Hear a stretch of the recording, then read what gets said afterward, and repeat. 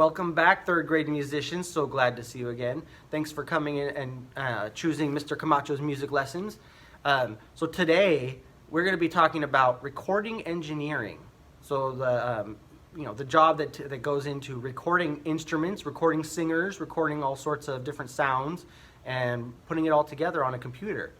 Okay, so first we're going to listen to an interview with a industry professional, Mr. Rick Bassett, and he's going to talk about what it's like to be a professional recording engineer. Hi, my name is Valerie Wright, and we are in a studio with Rick Bassett. Hi, Rick. Hi, Valerie. Let me first ask you where you were born. I was born in Bethlehem, Pennsylvania. So, Rick, tell me, how did you become interested in music? Well, from the time I was really young, I used to just love to play records in our basement and dance around the room and sing songs and just had a great time always listening to music. Then when I was 7, I started playing piano, taking lessons, and I really liked practicing piano, but I found myself making up things on the piano and noodling around and coming up with my own tunes. And eventually I started writing them down, and I found myself more and more enjoying coming up with my own music. How did you decide on music as a career? Well, I started playing music with friends, and I got together with groups, and we made bands, and I started really enjoying playing together with other people. And together we would make up songs and work on music. That's great. When did you decide to become a sound engineer? Well, actually, I never really decided to become a sound engineer, but I was writing all this music and playing all of it, and I wanted to record it. And none of my friends knew how to record it, and there's nobody else around, so I had to figure out how to do it myself. How did you do that? Well, the first thing we did, we took 2 cassette recorders. I had one cassette deck, and my friend had another cassette tape recorder. And we put them together in the same room, and we would play one piece of our song into one tape recorder. Then while we were playing that back, we would listen to that and play another part on top of it into the other tape recorder. And then when we were finished with that one, we would play back into the original tape recorder, going back and forth until we came up with a finished song. So how did you learn to be a sound engineer? Well, that was the start of it, just learning how to record my own pieces. And I started working with recording equipment at home and at school, and later on started working in recording studios. Are there schools where you can learn this? Now there are a lot of good schools where you can learn engineering and this kind of recording techniques and music technology in general. At the time I was growing up, there really weren't many schools where you could learn this kind of thing, but now it's a great chance for people growing up. They really can learn this in school. What is the most interesting part of your job? Well, it's so interesting working with so many different kinds of people. I've been able to work all over the world in music, working with great musicians here in New York, or also in Japan or in France, and it's a really exciting way to meet people and to work with so many talented people. What kind of equipment do you use for sound engineering? Well, more and more we're using computers for recording. We still have tape recorders and, of course, microphones, and we record instruments and voices with those. But I still also use pencil and paper to write down my ideas. I like to start off usually with just a piano and a piece of paper. Okay, what was the most exciting experience you've ever had as an engineer? Well, a few years ago, I wrote a piece for a chamber orchestra, and on each instrument in the orchestra, I put a microphone, and I sent the sound from those microphones into a computer and used the computer to process the sound and twist the sounds of all the instruments all over the place. And it was a lot of fun. We did it in a recording studio, and everything sounded great. Then we had a chance to play it live. I really wasn't sure that it was going to work in a concert hall, because it had to work right the very first time. And so once we played it for the concert, it was really exciting just to hear that the music really happened just the way that I wanted it. What else do you do in the music field? Well, I write music in a lot of areas. I've written for jazz big band and music for TV and theater and orchestra. Most recently, I've been writing a lot of music for kids as part of this project. Rick, it's been really, really great speaking with you. Thank you so much. Thank you. All right. Now that you've listened to the first part of the interview, I just want to go over a couple things just to reinforce what we're learning. So Mr. Rick Bassett, he's a recording engineer. So that means that his job is to record people playing an instrument or singing. And then he, works with it on the computer and puts it into a CD or a online or into a movie, whatever he's working on. Okay, so it's the job of recording sounds and putting it into other things like songs or movies or music, whatever. Okay, so interesting though is when he talked about how he became a sound engineer. So before, a long time ago, sound engineers, there were not very many of them because it was very expensive equipment. But anyway, so he got into it because really there was no one else that could do it for him.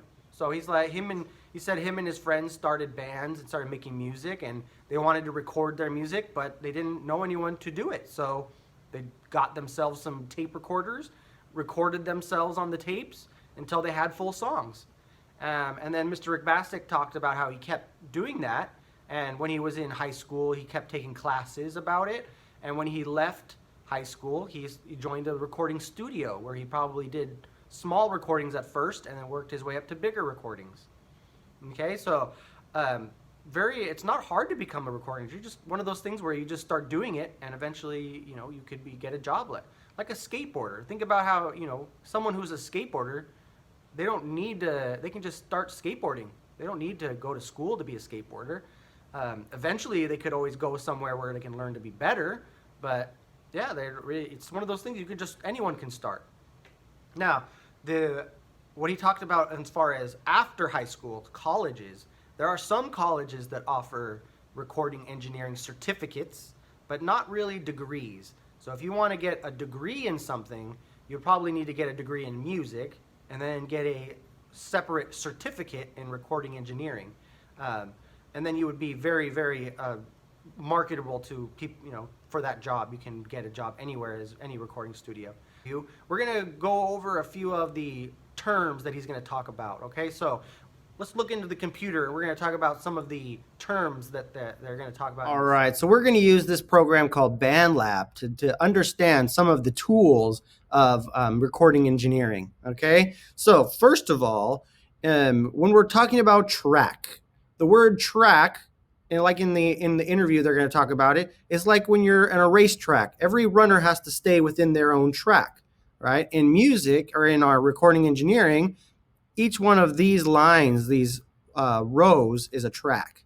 All right, so here is my beat track, my bass track, my chords track, and my lead track. Okay, so each one of these is a separate track. It follows its own track. It doesn't ever mix in with the other tracks. Okay, so these individual sounds are the tracks. So here's one track, a drum beat. Here's another track, a bass. Here's another track, some chords. And one more track, a lead.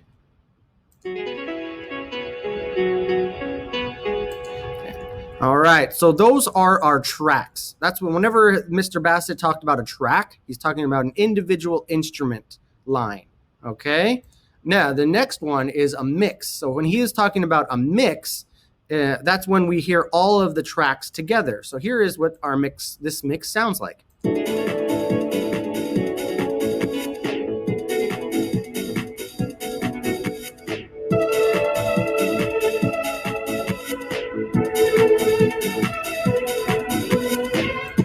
Okay, so that is the mix of all four tracks together. All right, so now when we are talking about a mixing board, we're talking about one of these things. So you see this, you might have seen this before in a movie or in a TV show. This is what a mixing board is, all right? So it's very long. All of these knobs are made specifically to adjust the sounds of every single track. So every one of these knobs here is a different track above it, right? So this controls everything above it going straight up to the top is all this track, and so on and so forth. Okay, so this is what you call a mixing board. It is a master control board where all the tracks are mixed and equalized. Okay, now when we're in, so this is our digital mixing board. When we're in here, there's something called equalizing. So equalizing is changing the color of a sound to make it brighter or darker. So I'm going to make, we're going to change the sounds of this one. So if I raise this, a little more darker, hear how it changes.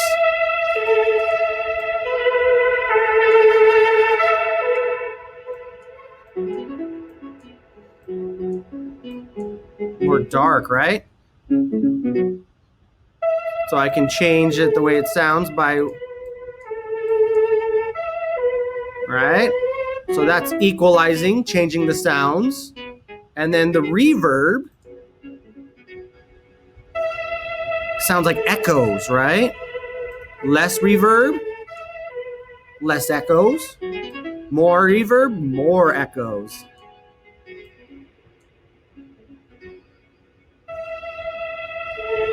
No echoes, no reverb. Reverb.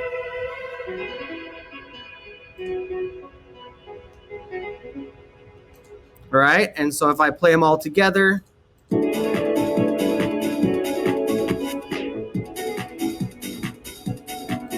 okay, so the reverb makes the echoes. The bigger the reverb, the more the echoes, which is really just kind of like talking about a big room, right? Think about in a big church, there's lots of echoes. In a small room, there's no echoes. So the reverb is kind of like an artificial way of making your room bigger or smaller, okay? And then the equalizer is another way of just bringing out certain sounds, right? If I want a darker sound, I probably want to use more up this way, going down.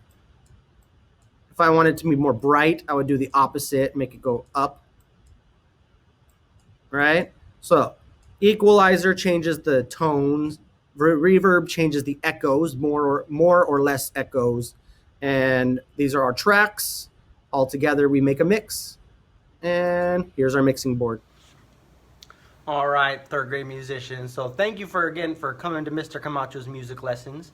And now I hope that you understand that any one of you, if you wanted to, could become a recording engineer. It's one of the many jobs in the music industry.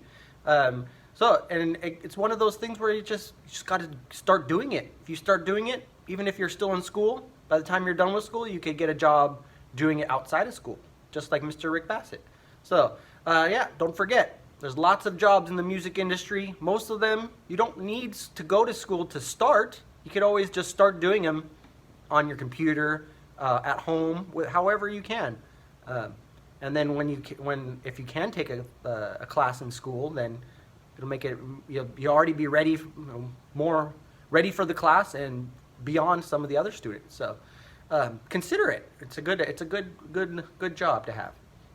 All right, I'll see you next time. Thanks again for coming to Mr. Camacho's music lessons.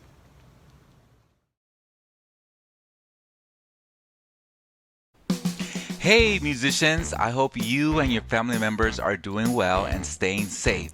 I have some great news. On March 5th through the 8th, the city of Santa Ana will be hosting their annual Boca de Oro event. And we need the help of all our Santa Ana's third graders to provide some entertainment. We'll be forming a choir just like we did for our Christmas video. The song we have chosen is a fun song called I Love This Little Old Planet by Teresa Jennings. And I like this song because it celebrates Earth Day, which is celebrated on April 22nd. Celebrating Earth Day serves as a conscious reminder of how fragile our planet is and how important it is to protect it. All you have to do is learn the song, practice, and when you're ready, record the music with your headphones, and we'll do the rest. We'll be using Flipgrid to record your performance. You can record as many times as you want, but please only submit one video. If you have headphones, use them so that we hear your voice and not the background music. I hope we can count on our third graders to make this video performance successful. Stay safe, and we hope to see you soon.